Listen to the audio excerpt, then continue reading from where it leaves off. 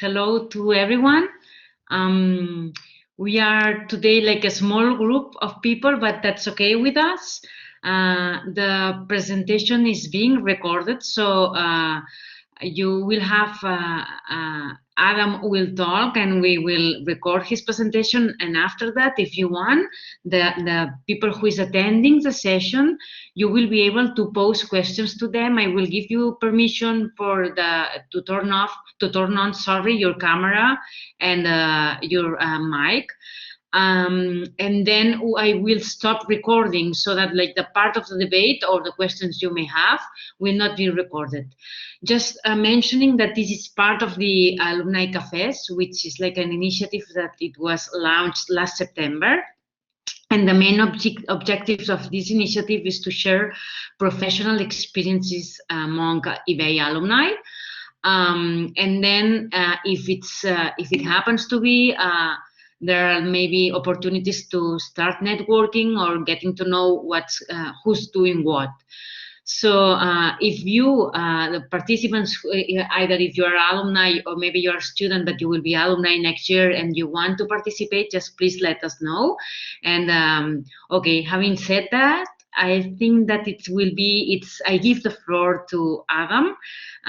He prepared a very nice presentation, so please go ahead and thank you very much for being here too. Thank you, Berta, and hello to everyone that has joined, Ivan, Manel, and Vivian. It is very nice to meet you, and I appreciate you joining. It's very nice to see you, Ivan, especially my classmate from 2018-19.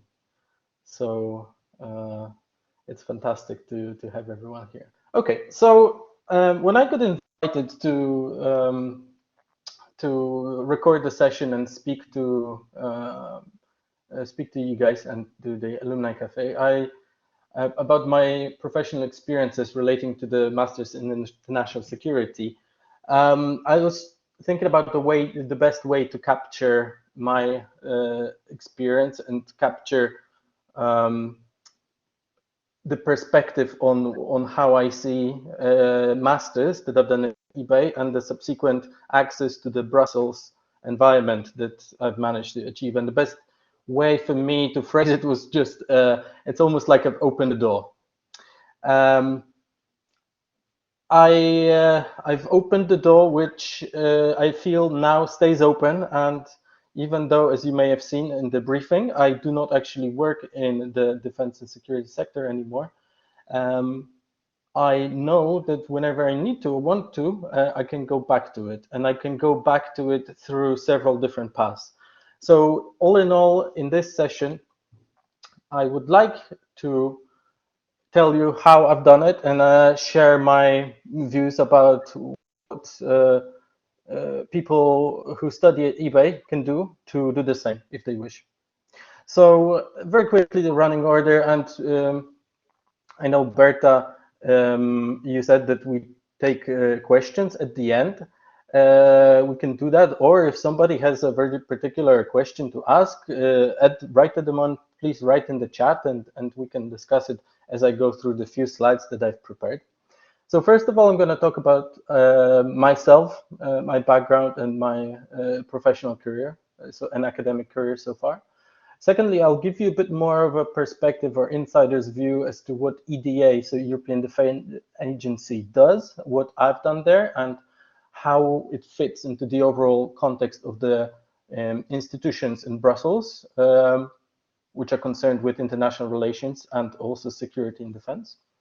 Thirdly, I do have some thoughts that maybe you may find useful about the considerations you may have for a career in international relations.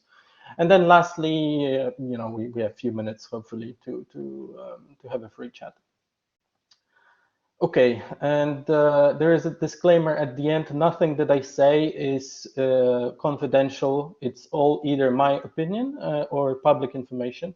So even though I worked in security defense, this presentation is cleaned, can be made public. Okay, so I have a little bit of a history of living different places, although not as much as I know many of other people. I was born in Poland. I lived in the UK, Belgium, and Spain. I went to Scotland to get my undergraduate degree in sociology, so I've always had the academic background in social sciences. After that, I've worked in mainly in business, in finance, IT, and procurement. I did decide to do the MIS degree from eBay and back in 2018 for that very reason that I wanted to kind of open that door for me to be able to work international relations, which I consider very, very important for our world. And my experience encompasses the intergovernmental sector, so work at EDA, central and local governments. So I've worked for the central and local British government agencies and central government. And also I have quite a bit of just private sector business experience. So specifically what I've done where eBay fits is just before the European Defence Agency. So my background professionally is with the state-owned enterprise. Roamel is the British postal operator, which was privatized in 2013, and I had the privilege of working on a program of that privatization. So it was fairly close to governmental policy. Then I spent a couple of years working in, well, more than a couple, for a major Big Four consulting and finance firm called PricewaterhouseCoopers, PwC, as well as a small firm called 4C Associates. I currently, due to personal reasons, came back to Barcelona and work for Amazon. So I'm back in business. But as I say, I can give you a very good perspective, hopefully, on how these two worlds, the intergovernmental or international relations and business corporates. So my experience at European Defence Agency was with a traineeship program. You may be aware that EDA runs a 1-year-long traineeship programs for people who recently graduated. And they allocate the traineeships to particular projects. As you can see on the image here, you have a satellite in space. I was on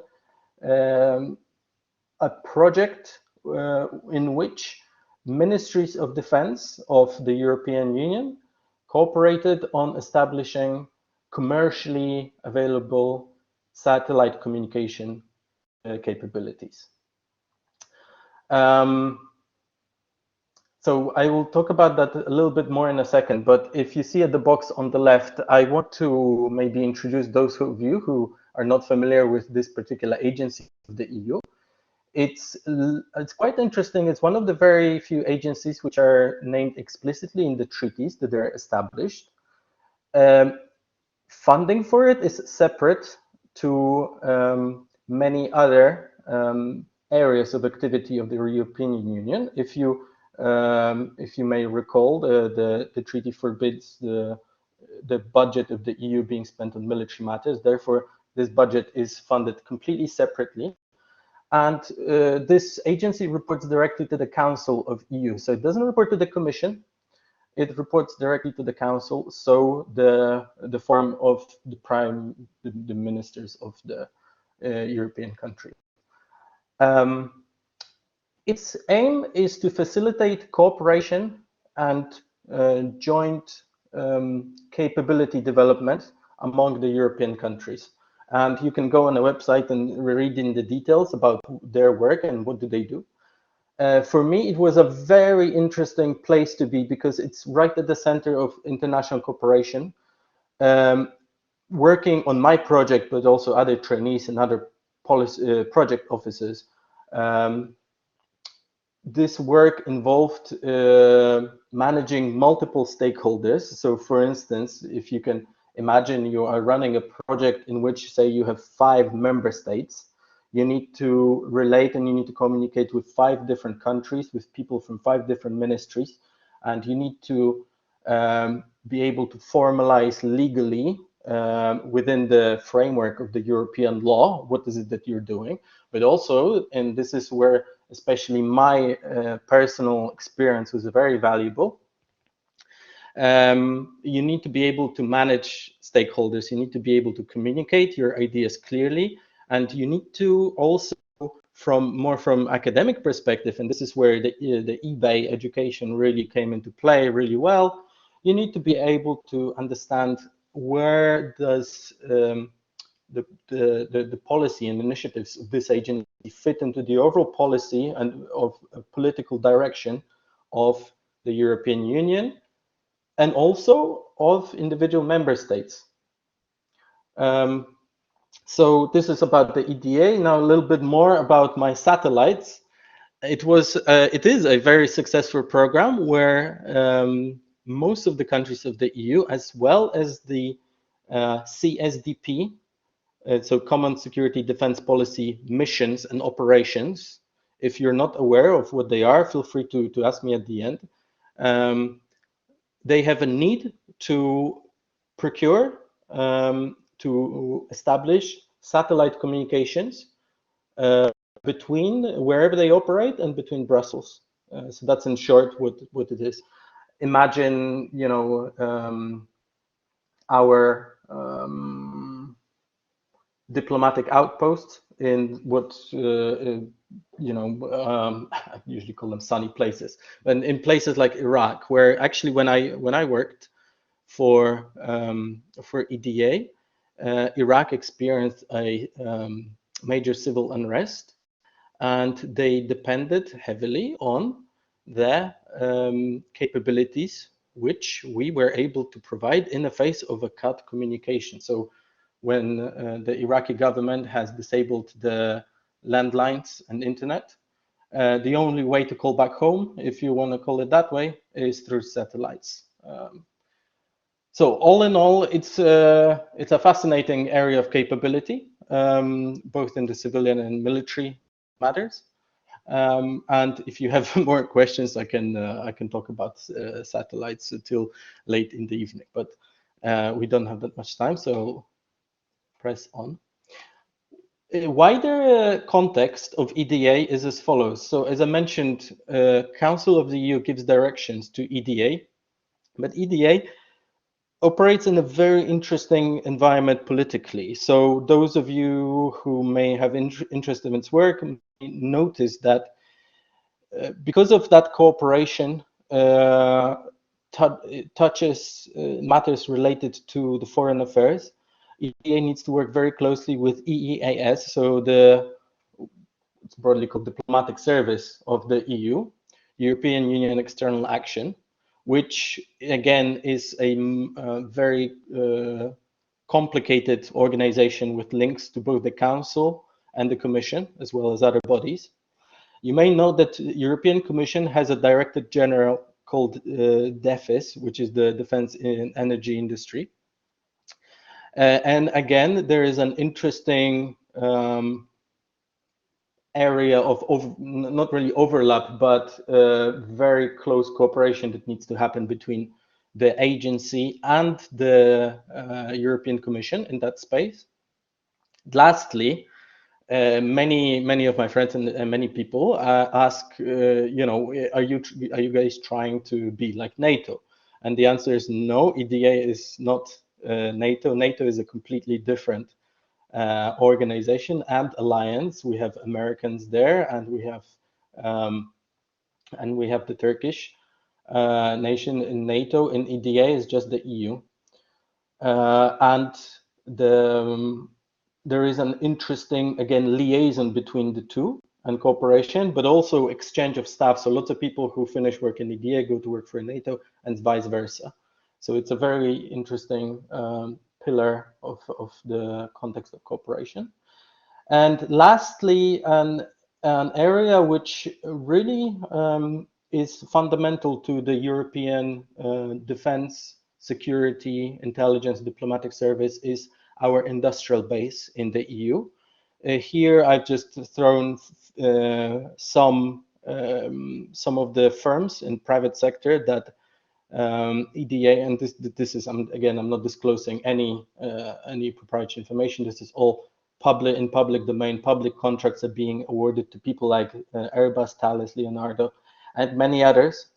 And they delivered actual programs, project technologies for us in the EU. Oh.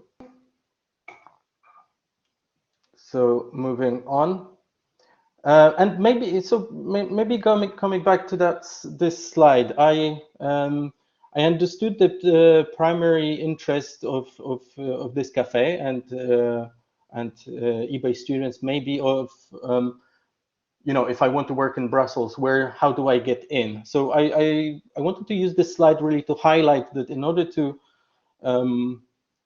work in EU or international organizations, there are so many different routes in.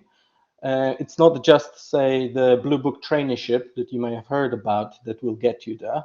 You can look into the agencies like EDA. You can look at the agencies like the Environmental Agency if you are more into, say, the environmental side of things, or if you're more into space stuff, there's European Space Agency, which incidentally, I think it's based just outside of Madrid.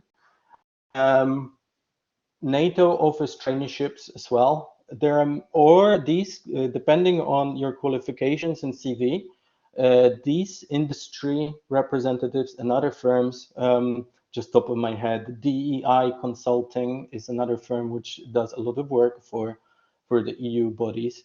All of these actors or agents within that kind of Brussels bubble, I don't even want to call it bubble because it's way bigger. It's an ecosystem, if you like.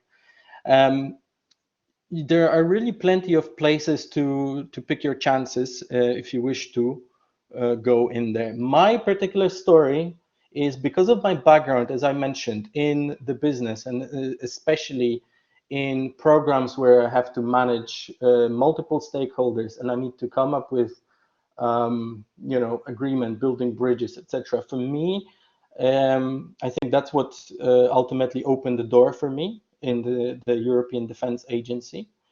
And I also have quite a lot of, a bit more specific advice. If you wish to apply to EDA, then of course, please feel free to reach out to me. Berta will give you the contact details. And sort of wrapping up my presentation, I think that the experience I've had working both in a business and also in Brussels for EDA and observing and meeting with people from other agencies and the Commission and the Council, I think there are a few real considerations that anyone who wishes to pursue a career in international relations should think about. And that is maybe if I start at the bottom and then kind of go through the remuneration. But in terms of the nature of the role, I think there are three very distinct routes in. Mine was the function oriented. So because I acquired quite a lot of transferable skills, it was quite easy for me to go in and say, okay, I can deliver this particular service. I can run a project for you. And from the functional perspective, this is where somebody with a CV similar to mine or experience in business, I think they will find it the easiest to get in. One thing which I see many of people try, and unfortunately through the sheer number of people applying for, say, policy roles in these organizations, as well as agencies like the EU ISS, so the European Union for International Strategic Studies, security strategies.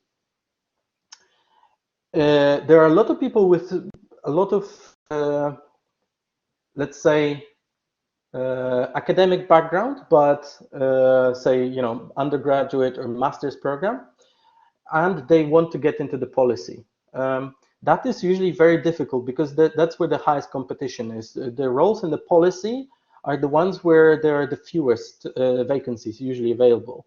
And unless you have a strong, unique selling point, such as, experience in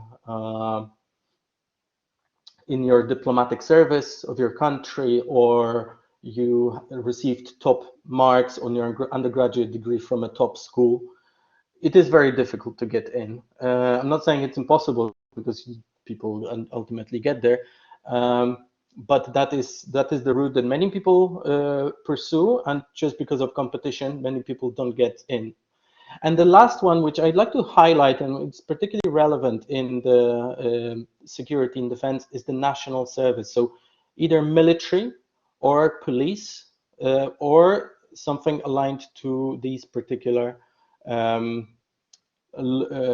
areas of governmental activity. And here you really see quite a lot of people that go in and work in missions of the EU, in operations or the agencies, and their background is either military or the police. So the police background is especially important for some of the CSDP missions and operations.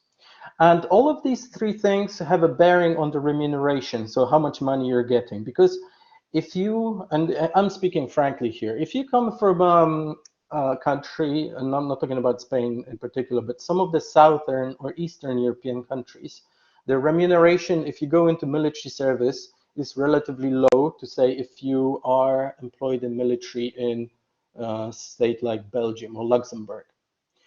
Then it becomes a consideration. The work after that you can pick up after a traineeship like I've done usually will get you into something like the FG3, FG4, and I can, you know, if this is of interest, I can give you actual figures, or you can look up online. This is all public. What kind of salaries this gets you in Brussels. Another thing is whether you're employed or you are contracted for a short period of time. Usually when you're younger, or say you have a defined path as to what you want to do afterwards, you can accept, say, a contract for a mission in a place like, I don't know, Georgia for 2 or 3 years. But then after that is finished, you're basically back on a jobs market. You're not employed permanently. And lastly, the location of where you do the work. It's very, I think it's very important to, when you're still at your studies or looking for a job, to be clear whether you want to be based in what I call headquarters. So either in Brussels or in Paris or your state capital, and just have a, if you like, desk job there. Another way to look at where you perform work is the permanently based overseas. And if you manage to get a placement with, say, mission operation of the EU or with a diplomatic outpost, then you are permanently, say, you know, in Latin, in the Caribbean, or in Africa, or in Southeast Asia, or whatever the EU may have its interest, which suits some people, but for some people it's not great. What I personally prefer is ad hoc trips. So you know, you're based in Europe, but then if you need to, you do go to different places. And this is something that I've been doing also in my work career in private sector. What I would also like to highlight as a potential consideration for people interested in working in international relations is multitude of EU agencies that you can work for. Look into the United Nations and all of the offices of the UN that have. OEC is a great organization to do a experience with, and I've worked with some people who came from OEC. The work, like for instance,